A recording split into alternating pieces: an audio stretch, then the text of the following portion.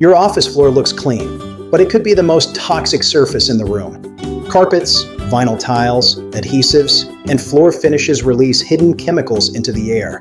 These include formaldehyde, benzene, and phthalates, toxins linked to headaches, breathing problems, and fatigue.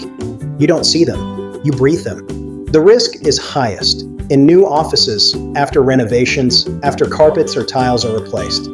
That strong new office smell, it's floor chemicals off-gassing. As people walk across the floor, those chemicals get disturbed and re-enter the air you're breathing. Common warning signs include persistent headaches, eye and throat irritation, feeling tired for no clear reason.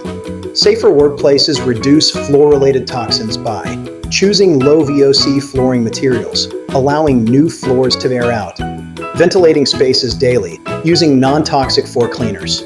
A clean-looking floor doesn't always mean a safe one. Episode 4 exposes confined space dangers hiding inside office buildings.